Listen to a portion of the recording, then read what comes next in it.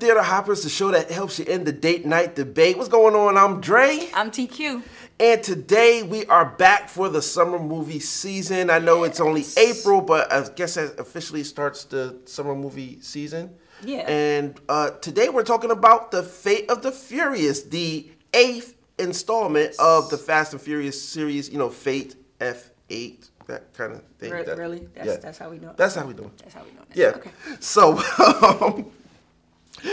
So in this installment, we follow the family as they you want to air quote that? Yeah, family. You want to air quote that? Well, I mean, because the whole series is about family, you know, and about ridiculous stunts and fast cars and the fact that you see about 1 million cars being trashed Demolished. in the series, and you driving a Honda Civic and they're trashing Ferraris. I mean, this and Lamborghinis. You're not going to see this if this is If you got those kind of envies, you don't want to see. Stop while you're ahead. But the story follows a heist going, and they're going well, and all of a sudden Vin Diesel just turns on the crew, so we are left with the crew trying to figure out why Dom turned on us, and that's where we are in this movie.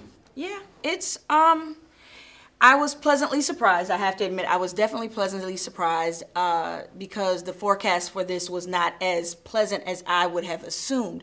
But I was like, when we finished, I was like, it was great. Right. I was the whole family aspect. I love the movies. I think a lot of people enjoy the movies for that aspect, as well as the cars.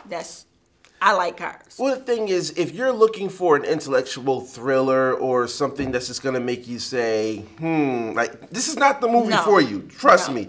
But if you're looking for dumb fun action, all right, just like straight up action sequences that's going to make you say, wow. Right. This is the movie for you. And by all means, it's not a bad movie. I'm not saying that the action is the only thing, because there is an emotional level that's added onto this thing, and we can't give it away, but there's an emotional element to this thing that really, really, really hits you. Right. And it makes you understand what goes on, because I hear a lot of people saying that, Fast and Furious movies are just, over the top, dumb cheesy, action. Yeah. But if you watch it in context, it actually makes sense. It's like none of this stuff, like you see the submarine popping out, and it's like, they has to find a way to get a submarine. But it made sense in the movie. I mean, will it ever happen in real life? No. But in the context of what was going on, it made sense. It made total sense. And another thing that a lot of people have gripes is, how does a normal gear monkey street racing, California thug, how all of a sudden he becomes this international warrior, and that's the type of deal that it's like Dominic Toretto and his team, they're the best in the world because they know how to street race. That makes them international heroes. Right. I like the point, and without giving anything away, there's a scene at the beginning of the movie that plays a very big part at the end of the movie. Yeah. And it goes back to the whole family thing and how you deal with situations, how you handle things that occur, how you handle conflicts, especially with them dealing with family, because it teaches that in all the movie teaches that relationships are important. You don't burn bridges.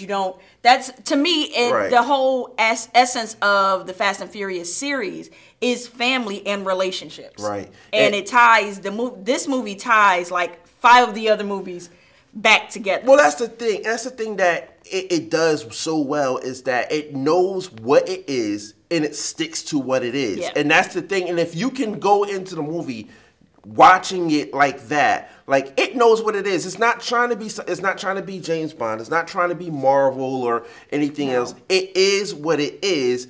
It's got 8 installments. A few of them haven't been so great, but 5, 6, 7, 8 have been really, they say, well, let's just take the street racing element out of it a little bit, and let's just, what can you do with your street racing abilities? Even though each movie somehow, some way they stick to his roots. And I said to TQ, when we saw one of the racing elements, I said, now watch, they're going to stick to this, and then they're going to be done with it. And I was right. And it made sense, like she said, towards the end of the movie.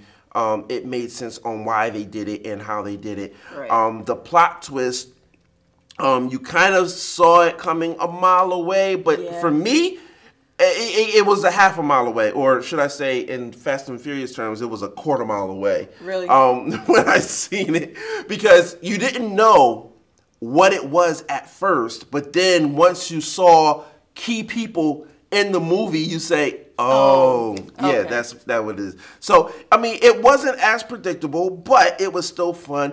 The one thing that I did like is that they still presented danger. Yeah. So, you know, like in a lot of these movies, you know, like say Star Wars, Family Guy made a joke about them in the asteroid field. It's like, listen, we've got, you know, 4 of the 5 major characters in this series in this ship. I don't think anything's going to happen to us, right, you know. Right. This doesn't necessarily present that kind of falsehood because they do present a danger, and we know in Fast and Furious movies, some major characters die. Right. So, you know, there is a danger that's presented, and it's like, oh, well, they're kind of focusing a little bit too much on this person getting in trouble. What's going to happen? So they have that, which is one thing that I do like, that they didn't kind of just shun you off and say, here's dumb action and nothing else. There is a little bit of substance to it. Right. It is ridiculous. Yes. It is stupid. Yes. And you know, there's one particular scene in there where you kind of face palm and you say, well, in real life, will that ever actually happen? And you say, no. It won't, you know. No. It's like, you know, I thought Michael Bay with the whole Bad Boys 2 thing, throwing the cars out the truck, and they're like, they're throwing cars at us. You know, you thought that was ridiculous? Yeah, this becomes like, really?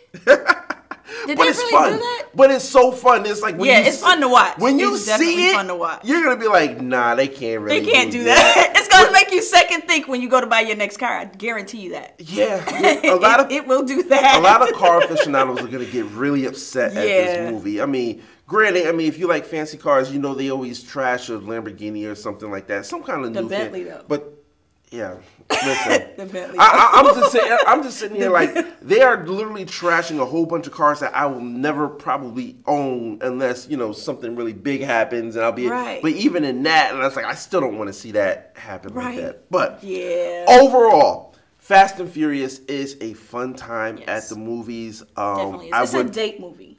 It is definitely a date movie. I would say it's a date movie. If your date is into that, I guess I got lucky. So. But